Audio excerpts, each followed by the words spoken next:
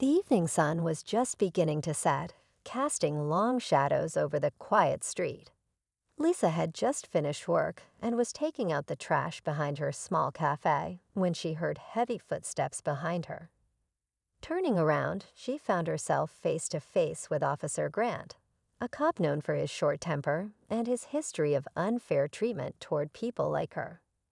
Before she could even ask what was going on, he grabbed her arm.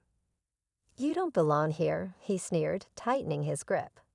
Lisa's heart pounded as he forced her toward the garbage bins, his intentions becoming clearer with every step. "This is where trash goes," he muttered, reaching for a pair of zip ties. Lisa fought back, her voice shaking but firm. "You have no right to do this." But the street was empty, and no one was there to help. Or so she thought. Just as Officer Grant was about to restrain her, tires screeched around the corner.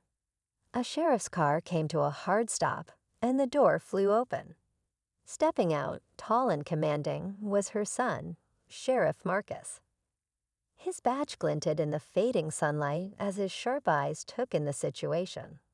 His mother, tied up, a cop standing over her. And in that moment, everything changed. For a moment, there was complete silence. Officer Grant's grip loosened slightly, but he didn't step away. His eyes darted between Lisa and Marcus, as if weighing his next move. Lisa's breath was shallow, her hands trembling from the rough handling. But now, with her son here, a flicker of hope lit up in her chest.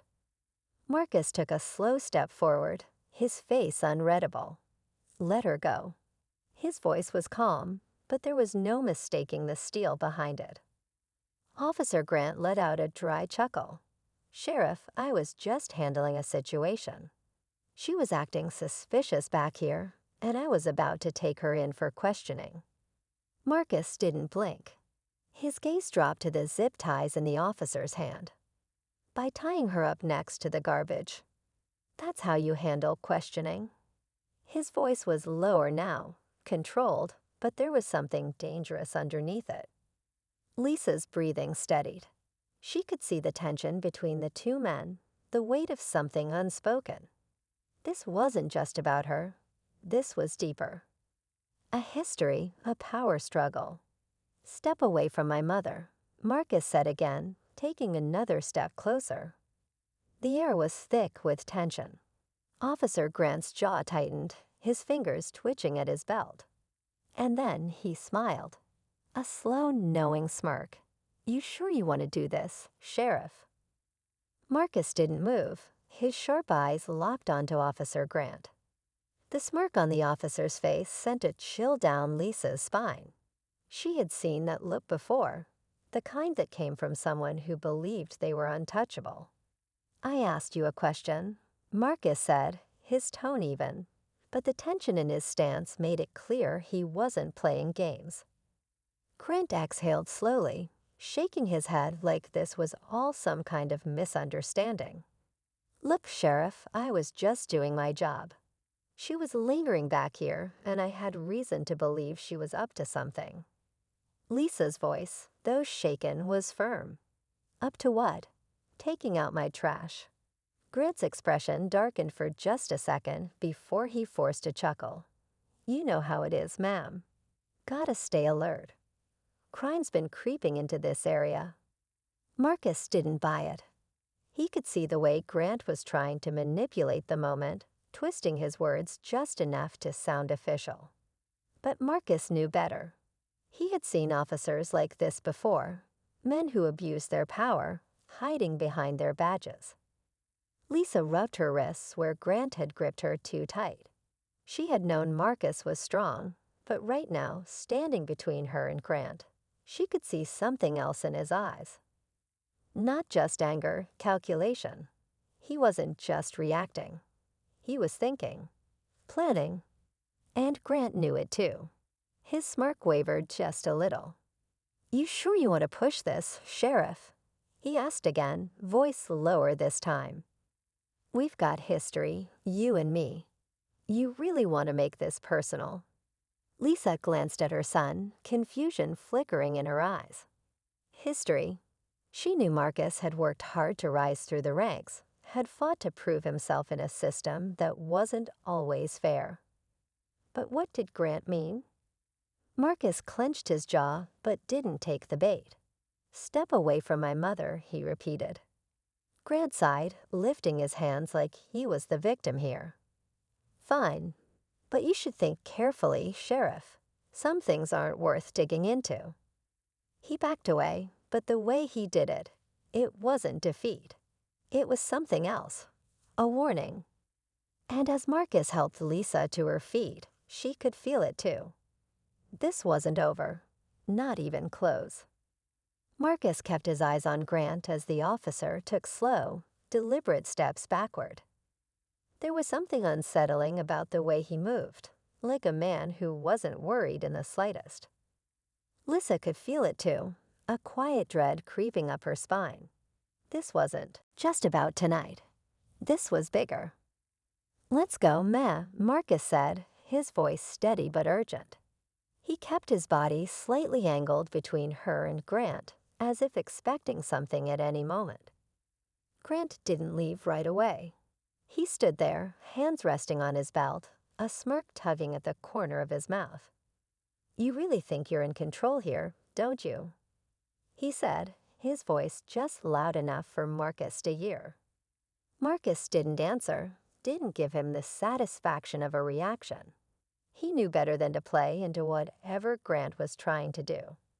Lisa's hands were still shaking as they reached Marcus's car. "Marcus," she whispered. What did he mean? About history? He exhaled, gripping the steering wheel for a second before speaking.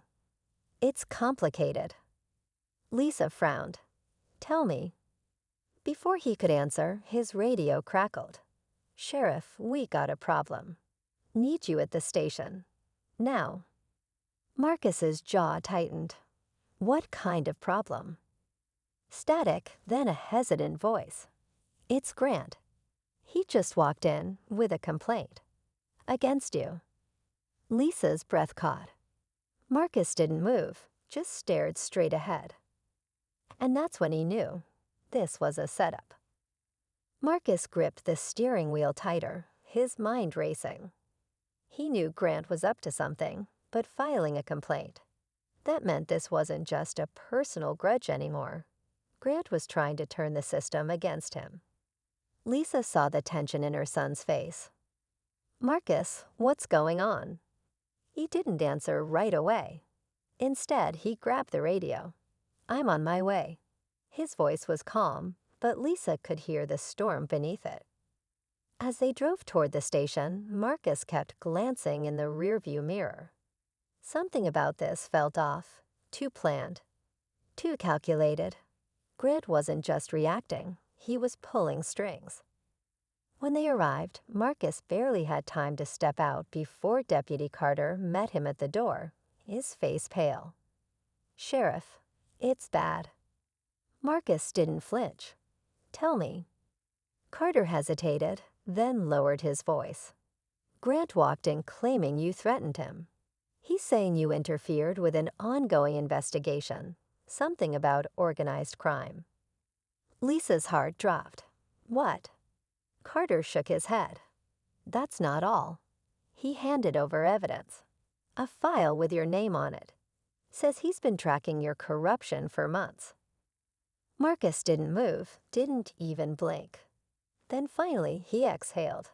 "He's setting me up." Carter swallowed hard. The station remained silent as Grant placed his badge on the desk. His hands clenched into fists, but he didn't argue. He knew there was nothing left to say. Chief Reynolds motioned for 2 deputies to escort him out, and as they passed, Grant shot one last glance at Marcus. It wasn't fear or regret, it was a warning. Marcus didn't flinch.